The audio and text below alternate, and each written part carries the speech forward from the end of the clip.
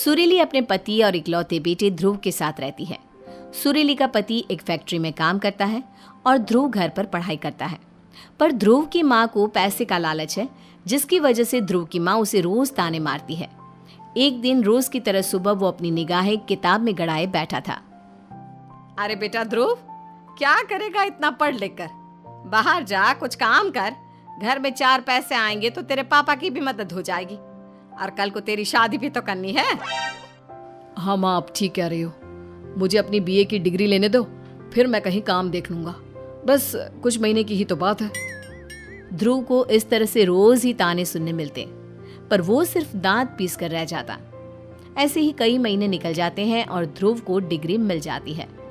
पर कुछ ही समय बाद ध्रुव के पिता का देहांत हो जाता है और घर का सारा बोझ उसके सर पर आ जाता है।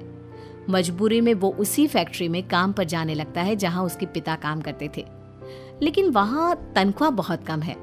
एक दिन ध्रुव की माँ कहती है, बेटा मुझे नहीं लगता कि इतने पैसे में घर चल पाएगा। तू एक काम कर, मेरा भी कहीं काम लगवा दे। नहीं नहीं माँ, नहीं, बस कुछ दिन की बात है। मैं किसी और जगह काम देख रहा हूँ जहाँ तनख्वाह अच्छी होगी। आप इस उम्र में काम करोगी तो मुझे अच्छा नहीं लगेगा। इसी तरह दिन बीतते जाते हैं और एक दिन ध्रुव के मामा आकाश घर पर आते हैं। कैसी हो दीदी? अच्छी हूँ, तू बता, तू कैसा है? बहुत दिनों बाद आना हुआ। तूने तो आना ही छोड़ दिया। ये देखने भी नहीं आया कि तेरी दीदी जिंदा है या मर गई। शुभ शुभ बोलो दीदी। खुशी के मौके पर ये मरने मारने की बात नहीं करते। दीदी, ध्रुव तो बहुत बड़ा हो गया है। छोटा सा था जब मैंने उसे देखा था। हाँ, बड़ा तो हो गया है मेरा ध्रुव, और समझदार भी। लेकिन तू कैसी खुशी की बात कर रहा है, बता तो जरा। मैं ध्रुव के लिए एक रिश्ता लाया हूँ। दहेज भी मोटा मिलेगा, और अगर आप हाँ करो तो लड़की वाले 5 लाख कैश देने के लिए तैयार हैं। इतने पैसे का सोच सुरीली के होश उड़ जाते हैं और बहुत खुश होते हुए कहती है, नेकी और पूछ पूछ। अरे तू तो रिश्ता पक्का कर दे, लड़की कैसी भी हो चलेगा। पर लड़की वालों की एक शर्त है। कैसी शर्त? वो लोग शादी 15 दिन के अंदर अंदर करना चाहते हैं। अरे हाँ हाँ, इसमें कौन सी बड़ी बात है। 15 क्या, हम 10 दिन में कर देंगे। बस बात कर ले उससे। पहले ध्रुव से तो पूछ लो दीदी। अरे उससे क्या पूछना, वो अभी बच्चा है। मैं उसकी माँ हूँ, जो मैं कहूँगी वही करेगा। अच्छा अच्छा ठीक है दीदी। वैसे कहाँ है वो साहबजादे? अरे वो अभी काम पर गया है, शाम को आएगा। सुरीली का भाई सुरीली से विदा लेता है और चला जाता है। शाम को ध्रुव घर आता है तो उसकी माँ उसे सारी बात बताती है। ध्रुव शादी के लिए राजी हो जाता है। थोड़े दिन बाद ध्रुव की शादी पीहू से हो जाती है। शादी को अभी 2-4 दिन ही हुए थे कि पीहू की सास घर में शोर मचा देती है। अरे मेरी किस्मत ही फूट गई। घर का सारा काम ऐसे ही पड़ा है। मैंने सोचा था बहू आएगी, कुछ काम करेगी, मेरी मदद करवाएगी। अरे चिल्लाने की आवाज सुन ध्रुव कमरे से बाहर निकलता है। क्या हुआ माँ? क्यों सारा घर सर पे उठा रखा है? अरे मुझसे क्या पूछता है, पूछ अपनी पत्नी से, जो महारानी की तरह रह रही है। अरे अभी तक घर का कोई काम नहीं किया। ये भी अपने माँ बाप की तरह धोखेबाज है। माँ आखिर हुआ क्या है, कुछ बताओगी भी? शादी से पहले इसके बाप ने मुझे 5 लाख कैश देने का वादा किया था, और फिर शादी के समय भी यही कहा, थोड़े दिन में दे देंगे बहन जी। लेकिन आज तक उन पैसों का कोई अता पता नहीं है। आज जब मैंने फोन किया तो बहाने बना रहे हैं। ध्रुव अपनी माँ को समझाता है और पीहू के परिवार वालों से बात करने का वादा करता है। अगले दिन पीहू घर में खाना बना रही थी तो सुरीली उससे छत पर कपड़े उतारने भेज देती है और खाने में नमक डालकर बाहर आ जाती है। इतने में ध्रुव पीहू से कहता है, पीहू खाना लगा दो ना, बहुत जोरों की भूख लगी है। ध्रुव खाने के टेबल पर बैठ जाता है और खाने का निवाला खाते ही गुस्से में पीहू को सुनाता है, तेरे माँ बाप ने तुझे खाना बनाना भी नहीं सिखाया क्या? ये खाना बनाया है ये जहर। इसके माँ बाप ने इसे भी बस धोखा देना सिखाया है। पीहू को अपने पति और सास की बातों से बहुत दुख पहुंचता है। अगली सुबह ध्रुव काम पर जाने के लिए तैयार होता है। जब पीहू ध्रुव की शर्ट पर इस्त्री करती है तो उसे कुछ काम याद आ जाता है और वो इस्त्री साइड में रखकर किचन में चली जाती है। इतने में सुरीली आ जाती है। पहले तो वो इधर उधर देखती है। जब उसे इस बात की तसल्ली हो जाती है कि उसे कोई नहीं देख रहा, तो वो ध्रुव की शर्ट पर गर्म इस्त्री रखकर छोड़ देती है। अरे ओ महारानी, कहाँ मर गई जाकर? मेरे बेटे की शर्ट जला दी। क्या तुझे इस्त्री करना भी नहीं आता? अरे तेरे माँ बाप ने इतना भी नहीं सिखाया क्या तुझे? अपनी माँ का ये सारा तमाशा ध्रुव देख लेता है, पर कुछ नहीं कहता और चुपचाप अपने काम पर चला जाता है। काम पर पहुंचने के बाद भी ध्रुव घर के झगड़े के बारे में सोच रहा था और मन ही मन कहता है, जल्दी से 5 लाख का इंतजाम करके अपनी माँ को देना होगा, तब जाकर घर के क्लेश का अंत होगा। माँ जब तक 5 लाख के दर्शन नहीं कर लेगी, तब तक पीहू का पीछा नहीं छोड़ेगी। अगले दिन ध्रुव के घर एक चिट्ठी आती है। ध्रुव उस चिट्ठी को पढ़कर बहुत खुश होता है। ये देखकर उसकी माँ पूछती है, क्या बात है बेटा, क्यों इतना खुश हो रहा है? माँ, एक बड़ी कंपनी से चिट्ठी आई है। मेरी वहाँ मैनेजर की नौकरी लग गई है। तनख्वाह भी बहुत अच्छी है, पर मुझे कल ही निकलना होगा।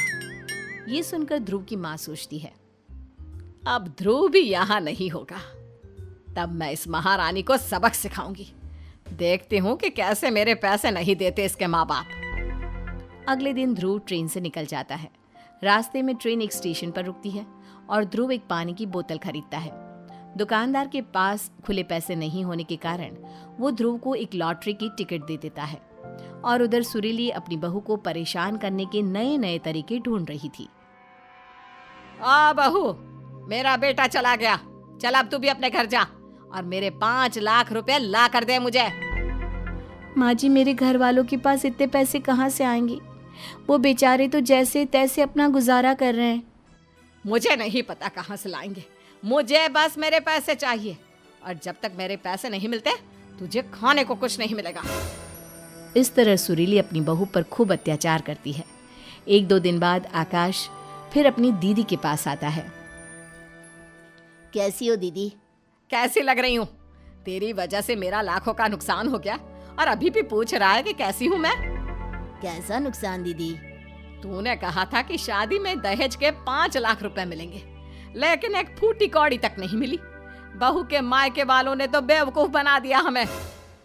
नहीं मिली तो अब मिल जाएगी दीदी, चिंता क्यों करती हो?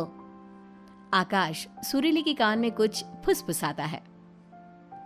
एक सेठ की बीवी मर गई है, उसे कोई लड़की चाहिए, बदले में 5 लाख देने को तैयार है। अरे तो देर किस बात की, तू जल्दी से इस पीहू नाम की बला को इस घर से निकाल दे। अरे पर बहू को मनाएंगी कैसे उस सेठ के घर जाने के लिए? अरे वो सब मुझ पर छोड़ दे, मुझे पता है क्या करना है। सुरीली अपनी बहू को बुलाती है और बड़ी चिकनी चुपड़ी बातें करती है। बहू देख, सिर्फ ध्रुव की कमाई से घर नहीं चलेगा, हम सबको भी काम करना होगा। महंगाई भी तो बहुत हो रही है। अब देखे सेठ के यहाँ काम मिला है और पैसे भी अच्छे दे रहा है। अगर मेरी कमर में दर्द ना होता तो मैं ही कर लेती। अगर तू हाँ कहे तो तेरे लिए बात कर लूं। जी माँ जी, इस घर के लिए मैं कुछ भी करने को तैयार हूँ। वैसे भी आप लोगों के सिवा यहाँ मेरा है ही कौन। अगले दिन सुरीली उसे सेठ के हवाले कर देती है और 5 लाख रुपए ले आती है। लेकिन पीहू इस बात से बेखबर होती है कि उसकी सास ने उसे बेच दिया है। कुछ दिन बाद ध्रुव घर लौटा तो उसे पता चला कि पीहू सेठ के यहाँ बेच दी गई है। वो बहुत ही गुस्सा होता है और सेठ को उसके पैसे देकर पीहू को वापस ले आता है। मुझे माफ कर दो पीहू, मैं तुम्हारी रक्षा नहीं कर पाया। मेरी माँ के लालच ने यह भी नहीं सोचा कि वो अपनी ही घर की इज्जत का सौदा कर रही है। चलो घर चले। आप माफी क्यों मांग रहे हो? इसमें आपकी क्या गलती? आपकी माँ मुझे यहाँ धोखे से लाई थी। मैं तो उनकी मदद करना चाहती थी कि घर की जिम्मेदारियों का बोझ सिर्फ आप पर ना पड़े, बस इसलिए काम के लिए यहाँ की थी। मुझे क्या पता था कि मेरी सास मुझे बेच देगी। मैं उस घर में अब कभी नहीं जाऊंगी। मैं भी तुम्हें उस घर में नहीं रखना चाहता। बस माँ को सबक सिखाने के लिए एक बार मेरे साथ चलो।